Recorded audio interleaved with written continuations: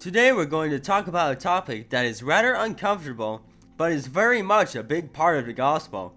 Today, we're going to talk about hell.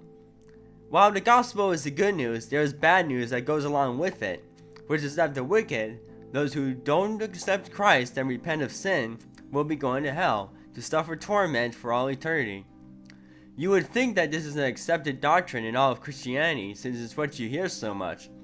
However, it turns out that there is another view held by certain groups of Christians known as annihilationism.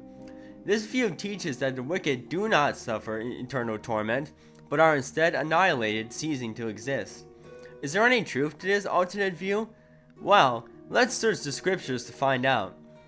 There are a couple of verses in the Old Testament that suggest that the wicked suffer eternal torment. First is Isaiah chapter 66 verse 24. And they shall go forth, and look upon the carcasses of the men that have transgressed against me. For their worm shall not die, neither shall their fire be quenched, and they shall be an abhorring unto all flesh. We also have Daniel chapter 12 verse 2, which reads as follows. And many of them that sleep in the dust of the earth shall awake, some to everlasting life, and some to shame and everlasting contempt. Now, in the New Testament, Jesus has a lot to say about hell. Let's start with Matthew chapter 18 verse 8. Wherefore if thy hand or thy foot offend thee, cut them off, and cast them from thee. It is better for thee to enter into life halt or maimed, rather than having 2 hands or 2 feet to be cast into everlasting fire.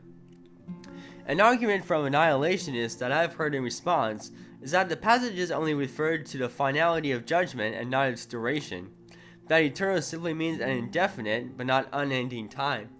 But I think there's 2 more verses that are clear proof for eternal torment that cannot be reconciled in an annihilationist worldview. Let's take a look at Revelation chapter 14 verses 9 through 11. And the third angel followed them, saying with a loud voice, If any man worship the beast and his image, and receive his mark in his forehead or in his hand, the same shall drink of the wine of the wrath of God, which is poured out without mixture into the cup of his indignation. And he shall be tormented with fire and brimstone in the presence of the holy angels and in the presence of the Lamb. And the smoke of their torment ascendeth up forever and ever.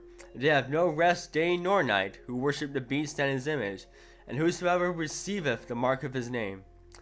Finally, probably the strongest proof is Revelation chapter 20 verse 10 and verses 14 and 15. And the devil that deceived them was cast into the lake of fire and brimstone, where the beast and the false prophet are, and shall be tormented day and night forever and ever. And death and hell were cast into the lake of fire. This is the second death. And whosoever was not found written in the book of life was cast into the lake of fire. I would think that if the devil, beast, and false prophet are tormented forever in the lake of fire, then anyone else who is cast in there would suffer the same fate. I just don't see a way around that without resorting to arguments from silence. Therefore, my conclusion is that the wicked suffer eternal torment in hell, which is known as the traditional view. After searching the scriptures, I just can't see any other way.